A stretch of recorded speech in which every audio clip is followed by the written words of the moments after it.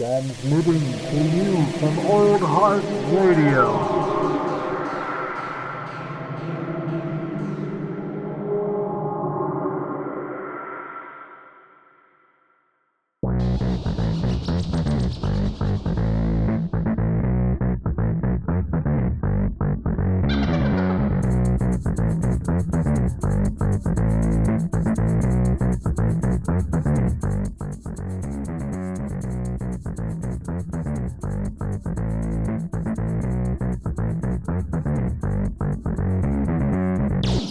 Go. This is yet again another episode of Matinee Edition. 47. Hello, friend. 47. Hello. We're zooming this week. Zoom Once zoom. again. Hopefully, I don't know. Hopefully, we'll be doing an in-person one soon. Pardon me while I turn off my Wi-Fi on my phone. Ooh, good call. I'll do the same. But yeah, hopefully we'll be able to get in person, whether that's masking up and recording an episode or sitting far apart. Yeah, I mean, the office that I record in is far apart is not really an option. Set up in the garage, get the nice resonant frequencies. Oh my god. Oh my god. You haven't been over here. The garage though is a space that could shine. Is you need to put some of the sound pads on the walls. It has the floor is completely uneven. And so walking on it's super loose and it feels really weird. And I can't handle it. That's the thing that bugs me the most. We can clean it and put some sound pads on. I have all the sound gear. But and I want to eventually, but it doesn't help if you're rolling your ankle as soon as you step into your studio. That's it. It's I don't know what to fucking do about the floor. I wish I could just tear it up and just live on the cement out there. You know what I mean? Yeah. But no. Anyway, so enough about my place. This is an Old Hearts home improvement show. Yeah, although that is a good idea. Dude, we'll be on HGTV before you know it. Building custom sound rooms. Oh my god. But it'd be it would definitely have to be some sort of prank show where the contestants think they're getting something awesome and they just get whatever, some cheap foam hammered into the wall. You guys were working on this for a month. It's a month's worth of work right there. That's all. There you go. Yeah. Anyway, nothing. Enough about my place. What's been going on in the world of entertainments this week? We got some stuffs. We got some stuffs. As always, there's we'll churn out that rumor mill. Yeah. Still needed that sound clip though. Oh God. Ugh. It's like a sausage churner or meat grinder. That's sausage what I'm trying. churner. Yeah, that's not a thing. Okay, so first off, Kevin Feige, good old Feige. He basically just confirmed what everybody's been hoping for. The new characters that they're introducing into the MCU, Moon Knight, She-Hulk, and Ms. Marvel, are going to be, after starring in their own roles in their own TV shows, are going to be entering the actual MCU, the movies. So, which is great. It's fucking awesome. And that's big. That means that they're going to, this really is exactly what everyone hoped for with the Defenders on Netflix. That never came to fruition. Oh my god, dude! I mean, I'm still on that train of I put Charlie Cox in the fucking MCU. Same. Before he's too old, man. Before he moves on to something else, put him in the fucking MCU. Dude, headcanon theory: Spider-Man 3, Daredevil gonna be in it. Netflix is gonna finally sell over the rights so they can just stream the Netflix shows on Disney Plus. Well, I mean, actually, that would be kind of an interesting move to pair up maybe some of those characters with the slowly building Spider-Verse or whatever the fuck, Sony Spider-Verse, whatever they're calling it. Yeah, absolutely.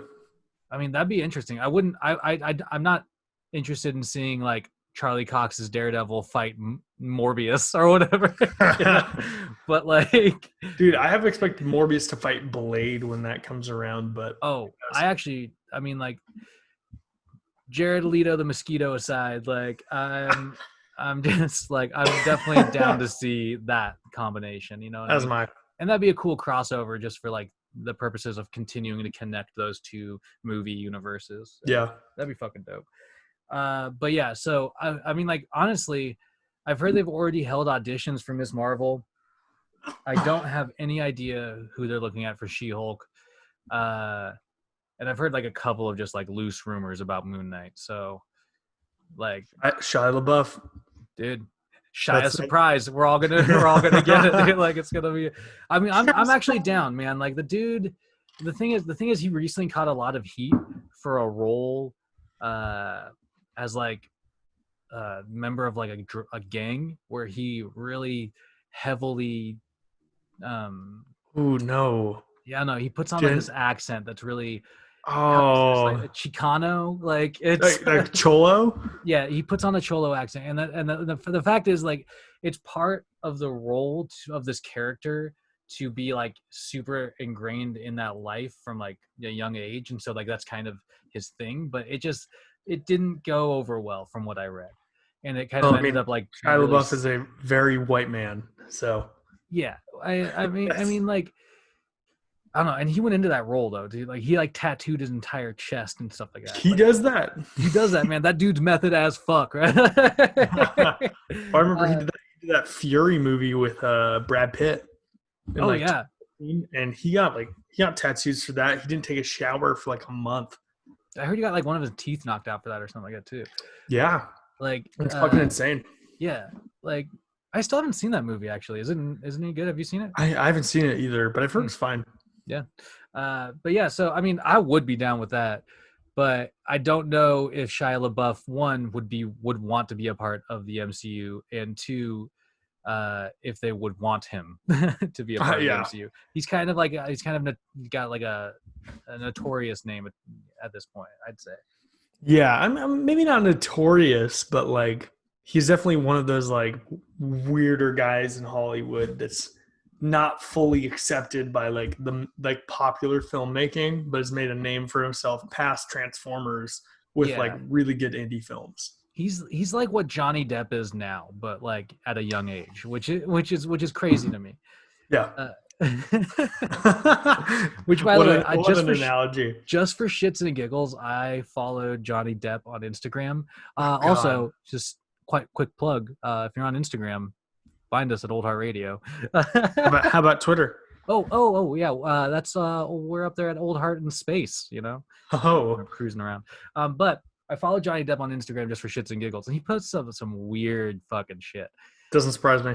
Like, and I'm not interested really in it. It's just sort of like the interesting thing is to see like how planned it seems. Like it seems like very purposefully moved to like continue to like it's cultivating his weird persona. Yeah, exactly.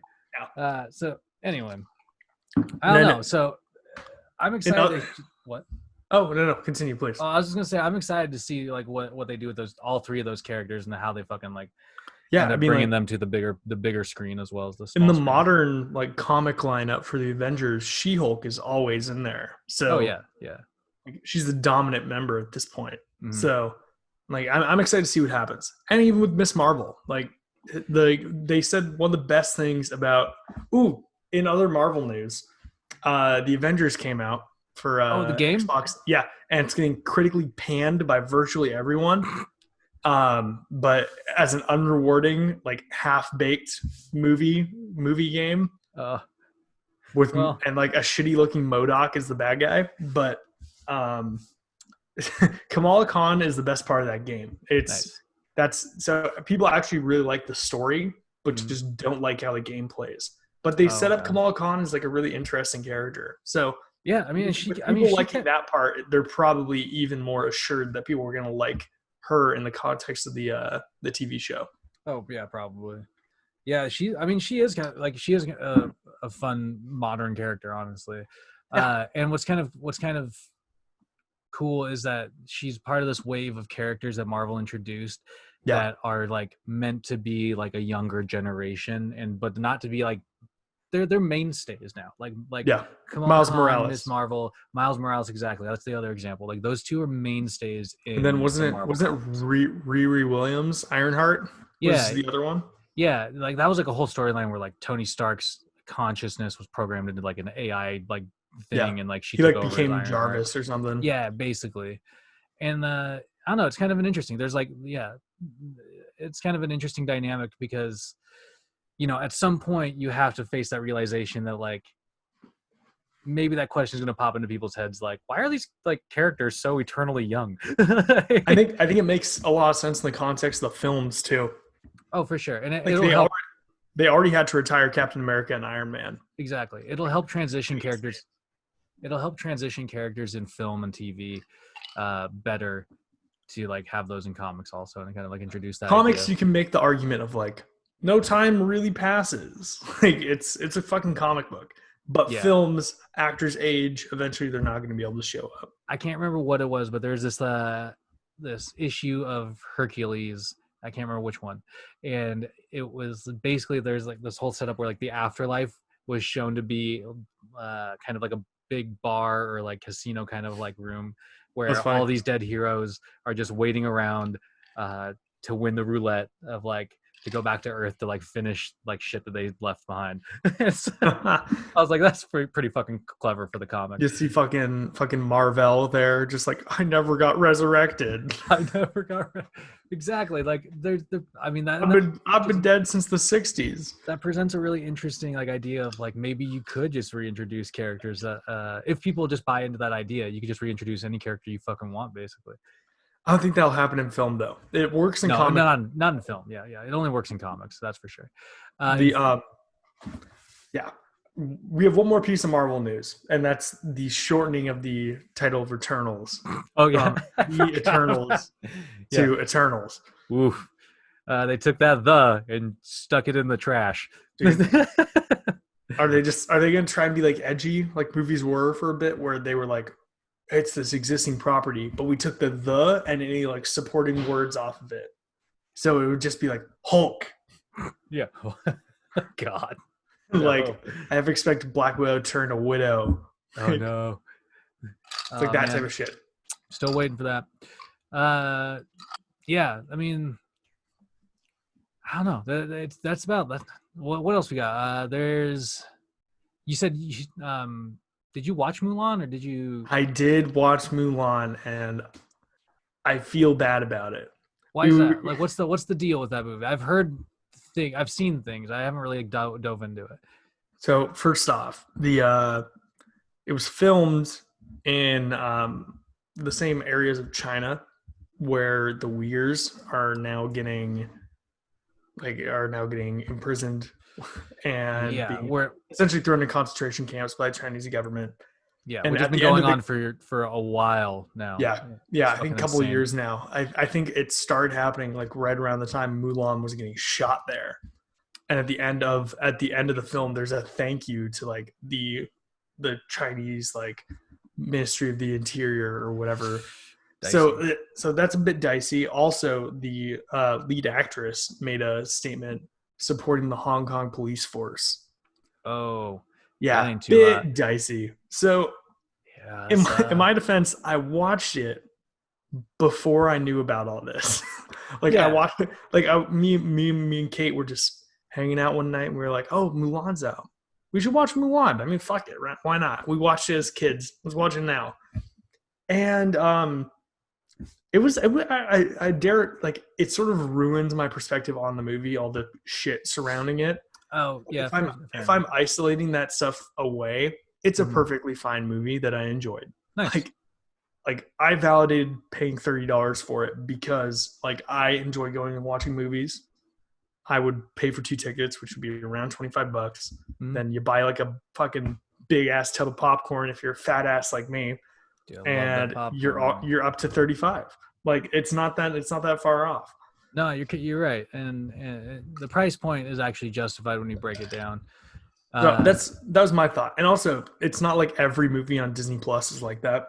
I was like, it's a special occasion. I'll buy Mulan. Yeah, but I hadn't heard much about it, like in terms of that context, but Yeah, I mean, it sounds like that movie's kind of turned into a case of like, well, and I fully support this, but it's turned into like case of sort of like choose where to spend your money if you Yeah, if you absolutely. want to support things or want to not support things. I mean, no hate on like watching it or anything. You know, Yeah. it's just sort of like I don't It's know. gonna be free in December.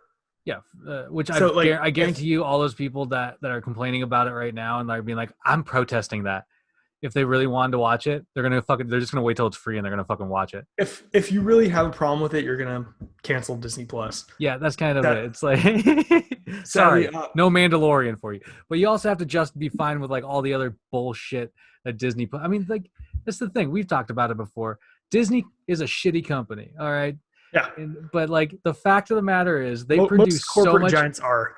Yeah, exactly. And that's the point. Reality is most corporate giants are. They're not good companies, and they do all sorts of shitty things. And they provide all sorts of entertainment for us in Yeah. this And example. and some of it we like. And some of it we like, and it's all over the place. And most people consume it. You can't escape it.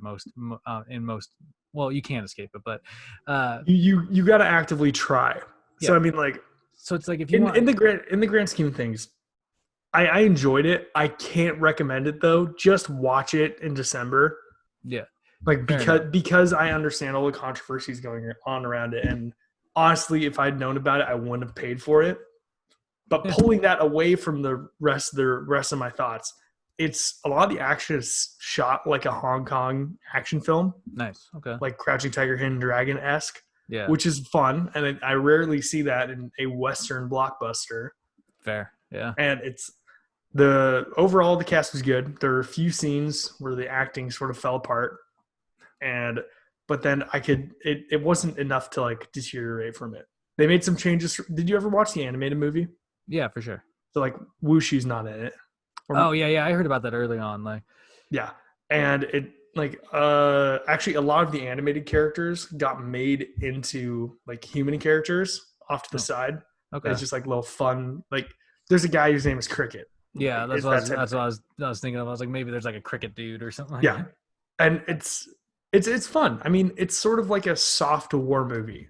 Like Fair enough. And it gets the message out in the same message as Mulan, the original did. Mm-hmm. It gets that same message out a few different ways. And I think it's fine, but don't pay $30 for it. Yeah. Again, I mean, like, not telling people what to believe in, but you know, it turned into one of those like, choose wisely where to spend your money. If you Exactly, you know what I mean. It's Everybody really, makes those decisions every day. It's really, and I can say this 100%. If you're choosing not to watch Mulan, it's because of the controversies, not because of the overall quality of the film. Yeah, then that's the message to project. I think here is like it was a good movie for what it was. Sounds like, but like Absolutely. I mean, like for me, like a solid like 7 out of 10. Fair enough. You know, Nice. like it's good. It's not extraordinary. I enjoyed the original, but I would probably throw the original like an 8 out of 10. Like better, but then it's in the grand scheme of things not that much. Any movie with Eddie Murphy is better. I respectfully disagree, but fair enough. Unless you're talking about his music career, in that case, 10 out of 10. 10 out of 10. Speaking of better though, getting better. The only other like random like bits of news. Getting better. What a segue. We're Rock COVID, got COVID. You got the COVID alert. You know, a couple people caught the Rona of note. Shout out to Hazel. Robert Pattinson, aka Batman, Yeah. apparently has the Rona, and so they just recently started like filming again, and now they've had to shut down production again. They didn't fully shut down production. Oh, they're They probably still like just have, augmenting what they can do. Well, yeah, they've quarantined everybody who was in like a direct vicinity of somebody that tested positive. But then like set hands are like still constructing stages. Fair enough. And like still making stuff, still like building out props and all that. Because those people wouldn't be fully in contact with the lead actor. Yeah, they probably wouldn't have been exposed to like the to the bat. So it's good that there's still something happening. Also, I mean, one more thing in Marvel news: Winter Soldier, Falcon and the Winter Soldier just started filming again. Oh, yeah, for sure. Right on. Yeah. I keep wondering when that's gonna like finish up, but obviously everything's been kind of halted as of late. That's good that they finally started filming. I wonder how much that's pushed back release date. Hopefully not much. Hope they can get it out in like December. Yeah, hopefully. Yeah, and same thing with Batman. Like, hopefully it doesn't like Get back too far, too much, you know. But that's he's not. When they restarted, it was like 50% done. Oh shit! I didn't see that. Yeah. Well, I mean, hopefully. He's not the only DC like super DC hero. I can't say good villain. DC character to get the Rona as of late. Black Adam also got it. The Rock, aka The Rock. The magic can't keep the Rona away. That shit had me quaking in my boots for a second because if the Rock got the Rona and he was like, that shit's fucking tough to deal with, man, like it would knock me for a loop, I bet. Yeah. But here's an important question. Do we have any listener base in foreign countries? A little bit. Really? Yeah. Hey, okay, good on you for the most part. If you live in America, stay the fuck inside. The Rock got coronavirus and it fucked him over. Stay inside for 2 weeks. Exactly, man. Fuck.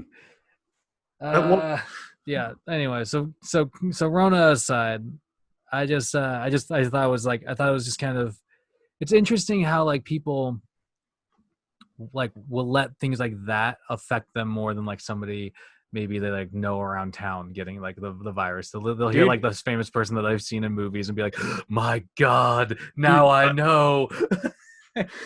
Dude, freshman high school when we cried when Paul Walker died. That's a joke. But I was sad. Paul Walker, man. Jeez. Yeah, I mean, I remember when he died. That was pretty gnarly. Just because it was just like the irony of how he died, I think was what got me. Dude, I saw a meme the other day. It sucks, dude. It was like what I would do if I had time travel. Go back in time and be like, hey, Paul Walker, check out the tires on your Porsche. You need new ones. If I had a time machine, I would save Paul Walker. Oh, my God. Well, I mean, hey.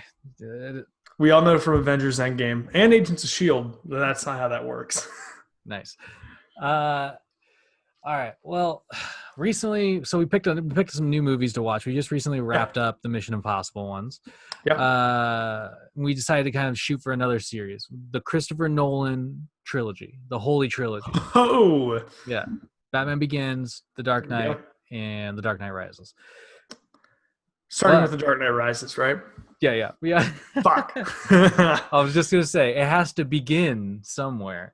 So we might as well have started with Batman Begins, obviously, because it's the first fucking one in the series. How did you actually rewatch it, or did you just refresh your memory on it? I actually coincidentally rewatched this like 2 weeks ago. Nice. I rewatched it too. I was just so I was like, sweet, Batman Begins. It's actually pretty fresh in my mind. Yeah, it's not as good as I remember it being.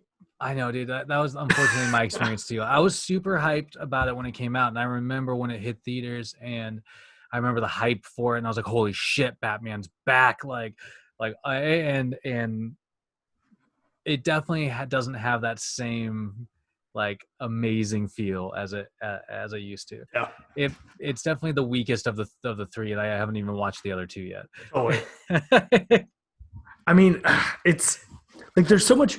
It's one of those things like it's actually like not bad. One of my favorite Batman lines is in the movie though. I'll say that. Which one?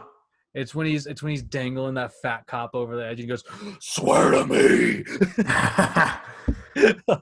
Oh yeah. Well, because the dude's like, "I swear to God, swear to me." It's fucking epic. You do the voice actually not bad. Thank you. I mean, I enjoyed it. Yeah, it's like I enjoyed it for what it was, but then I was like, I can poke more holes in this now that it's not as like exciting to me.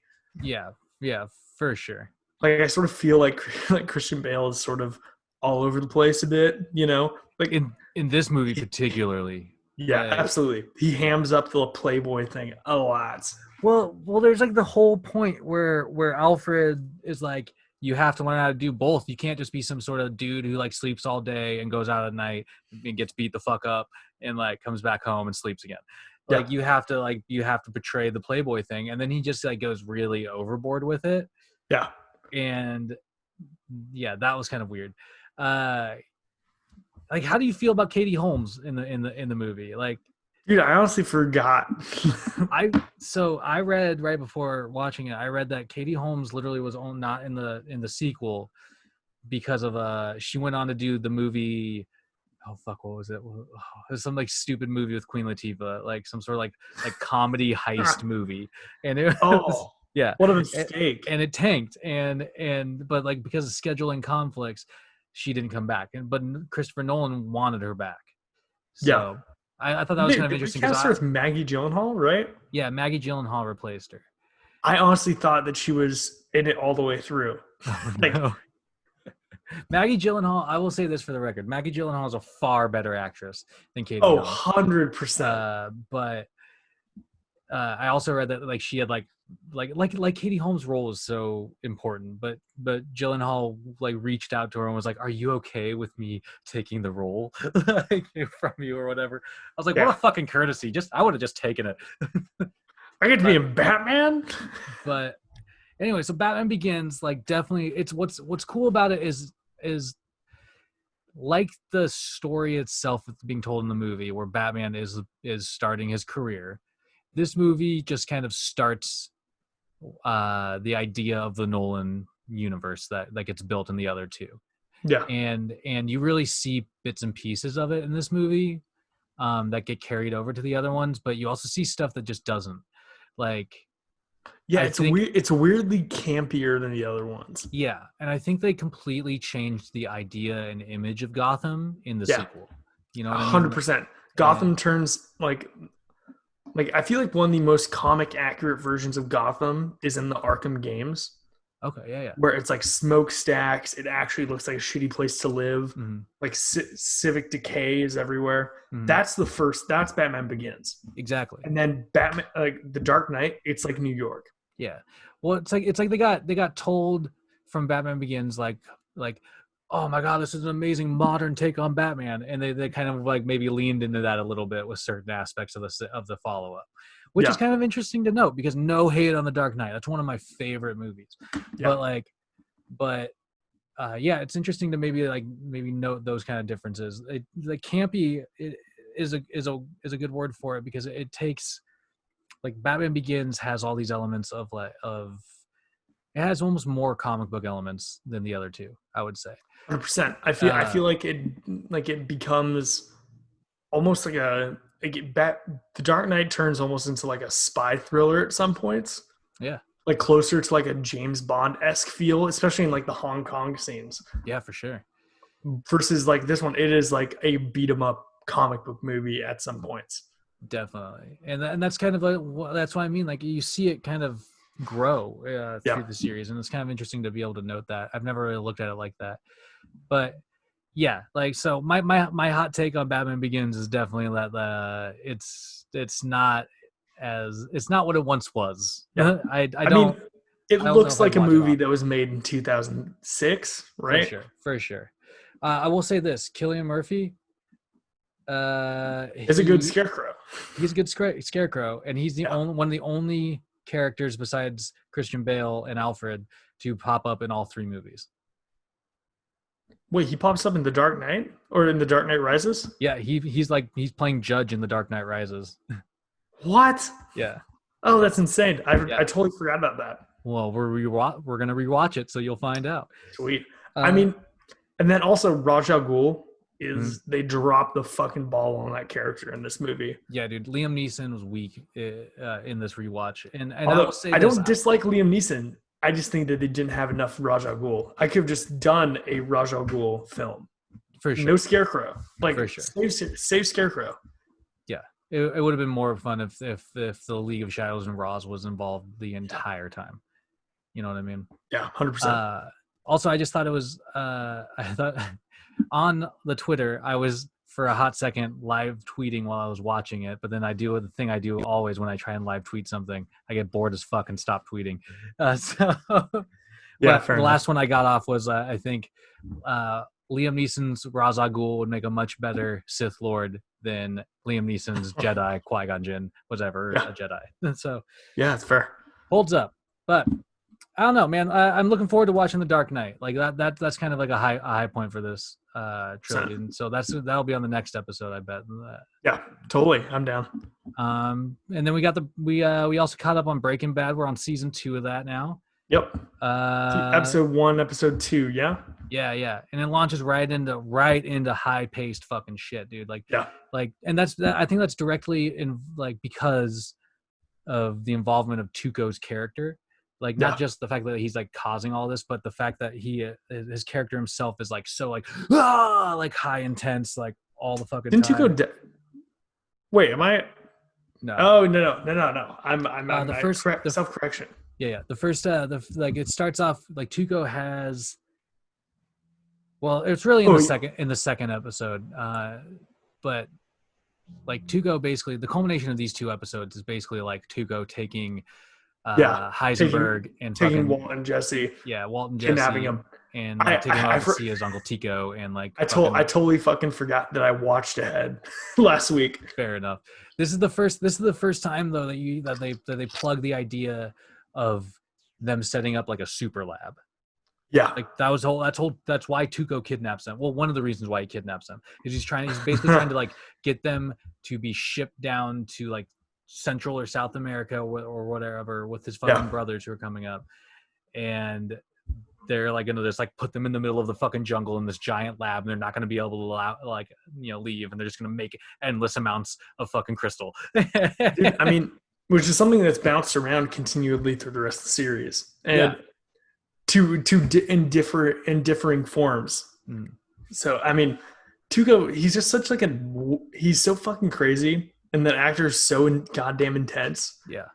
It's so fucking fun to watch.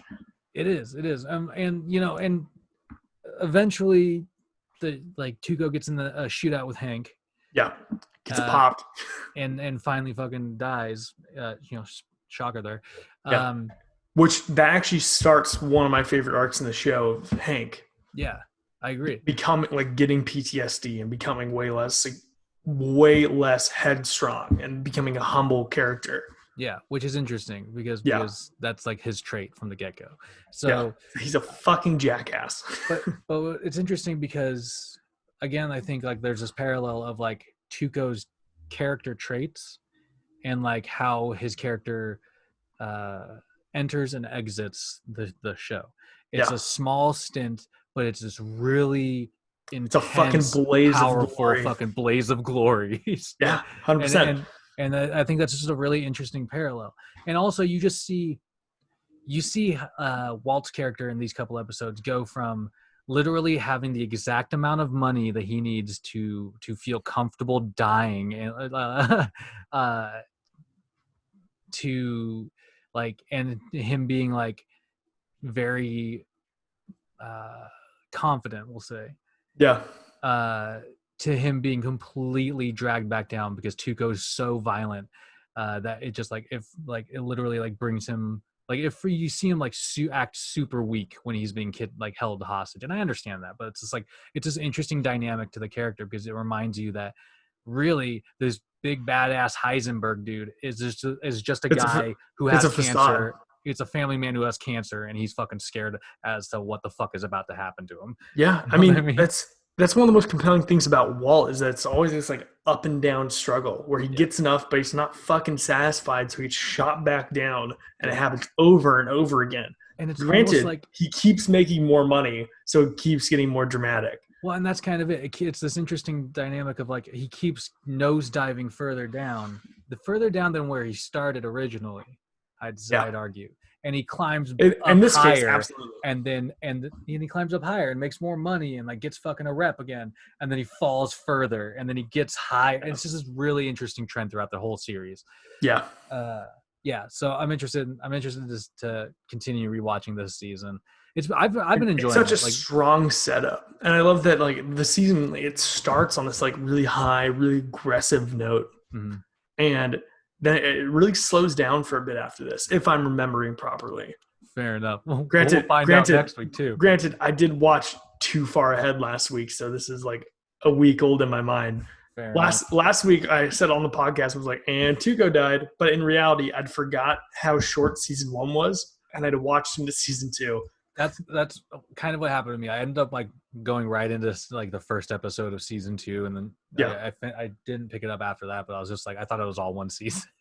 Yeah, I mean it's like weirdly short. Most of the seasons are like 7 episodes, and then it's just a fucking phenomenal show all around. I agree. Like I said, I'm really enjoying the rewatch. Yeah.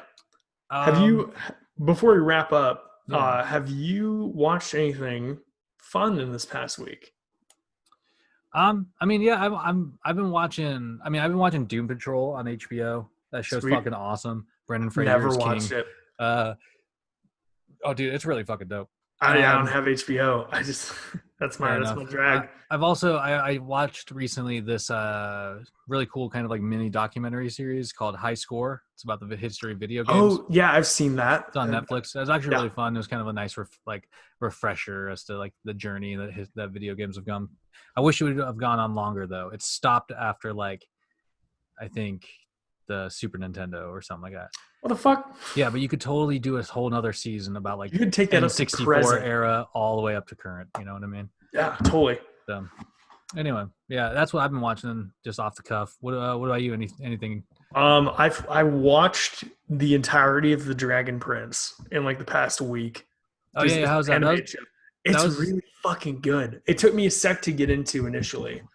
And it's because there's like this weird like frame rate thing with the animation in the first season. They fix it in the second season. It looks weirdly stuttery in the first season. So I was like, this sort of is weird to watch. Fair, yeah. But getting into the rest of it was actually really fucking good. And also, it's sort of pretentious. It comes off as pretentious, but I love the Chef's Table. I don't know if you ever watched much of it. Oh yeah, they just dropped like a barbecue season, right? Yeah, I watched most of that, and it's really good. It's really interesting. Specifically, the second episode is this dude in Australia who he cooks everything. It's not like traditional barbecue, but he cooks everything over an open flame or coals. He doesn't have a stove in his restaurant. Nice. Yeah, I saw that season pop up and I put it in my queue because I'm always interested in barbecue stuff. Barbecue is so fascinating.